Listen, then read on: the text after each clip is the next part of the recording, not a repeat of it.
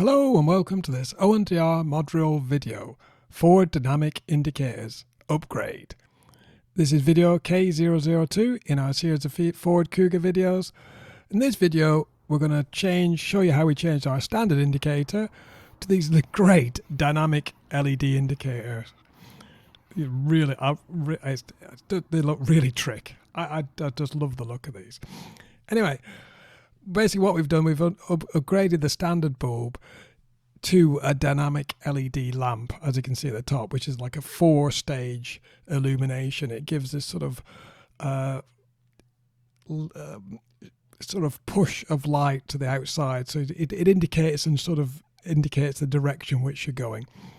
I'd say very, very fancy. The tools you're going to need are a screwdriver and a trim tool. This video we've broken down as per usual into several sections. Section 1, what does the Ford manual tell us about this bulb? Section 2, which LED bulb have we chosen? Section 3, the interior lamp design in order to ensure we don't break anything while we're changing it. And finally, changing the bulb itself.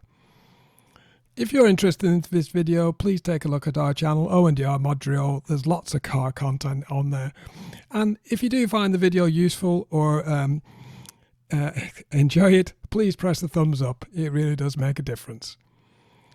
Okay, section 1. What does the Ford manual tell us? Well, in this particular instance, the side repeater is on page 193 in the maintenance section. And unfortunately, the wing mirror shown in the manual doesn't resemble anything like the later mirror that I've got, so it's completely useless. Interestingly, you can get these dynamic indicators for the older style mirror, but we're not going to go into that in this particular video because that isn't the wing mirror I've got. Section 2 then, which LED bulb do we choose? There's lots of LED bulbs out there, various designs. In this particular case, it uses a standard T5 bulb or WY5W, the amber bulb. But in order to get this dynamic effect, you actually replace the whole panel itself, so it's not just the bulb. It's quite reasonably priced at £22.78 from our friends in China. What you do have to be careful is that, as the mistake I made, make sure they are dynamic, because there's lots of these aftermarket indicators around there, but not all of them have this dynamic or this 4-stage indicator effect, so make sure they are dynamic. One thing is interesting, I've done videos previously, and video 46 I tried to upgrade the indicators on my Jaguar XK8 to LED and had loads of problems. I didn't have any problems with these aftermarket bulbs at all. You don't get any errors or the relay flashing quickly. They really do work. They're CAN bus approved.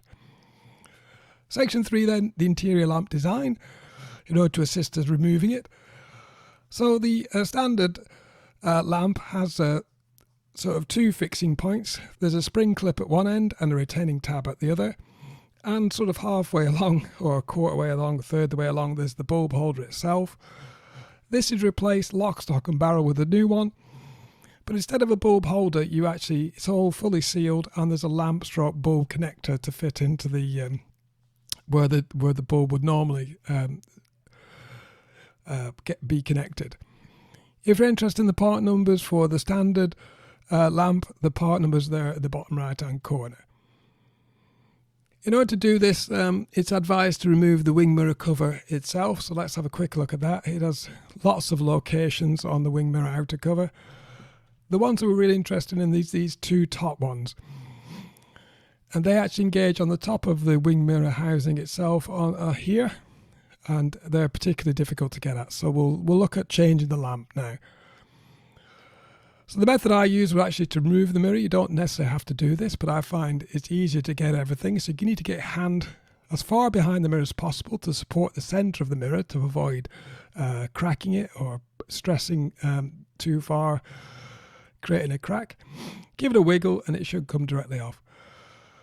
Once it's off, we can actually see there's a boss where the mirror motor is located, and the boss on the mirror, it's back of the mirror itself, and they've got these clips, 4, 5 clips retain the mirror on. You've basically just got to pull those off. It's as easy as that. Once you got the mirror off, you can rest the mirror itself. You don't have to disconnect the wires for the heaters. You can rest the mirror on top of the wing mirror housing itself, but don't do it without using a rag, as I did, because it will scratch the top of your cover. Once the mirrors are off, you can see the two retaining tabs clearly. In order to disengage them, you have to pull that bit of plastic down. And this is where your screwdriver comes in. So you force a screwdriver in there and move the tab downwards. As you can see there, that's now disengaged. And then with your trim tool, you can basically poke the screwdriver in to make sure they continue to be disengaged and lever the top of the cover off. And the cover should come off directly. Then it should reveal the lamp. So in order to remove the standard lamp, you need to push it towards yourself and pull it out. If that doesn't work, the spring clip is particularly well engaged, you need to get a screwdriver or a tool in order to disengage the clip through that hole there. I didn't have to do it in my case. They came off fairly easy. The lamp looks something like that. Once you got it off, it reveals the rubber bulb holder. You just pull that out and you can see the T5 bulb there. Then you can plug in your new dynamic indicator. I actually wrapped the connection with some electrical tape to try and give it some sort of water seal, and then actually then plugged it in and tested it. Make sure you did that before you go any further, because obviously the polarity does matter. If it doesn't light up first time, push the connector in 180 degrees opposite and try it again. Then in order to reassemble it, you push the tab in first to the location and then push the inner spring clip in the other side. It should then be retained. Then you can remove the plastic protective film before you fit the cover. In fitting the cover, you need to engage the lower tabs first in these two apertures and then push the outer top edge, and the clips should then re-engage. Finally, refitting the mirror glass. Again, take note of where the retaining clips are and the boss. Roughly locate that in position. Push on the center of the glass to re-engage those clips. If the mirror ends up going an angle, you can actually push against the motors. It won't do anything to hurt it. You can get it back in roughly in position, and then you can readjust it to your heart's content. And you'll end up something like this. Jobs are good 'un, as they say. Very fancy.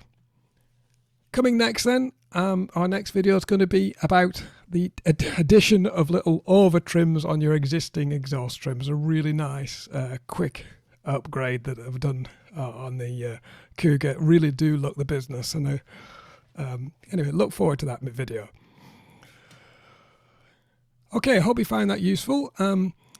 Please like, comment, share and subscribe for more Kuga, XK8 and Leaf videos.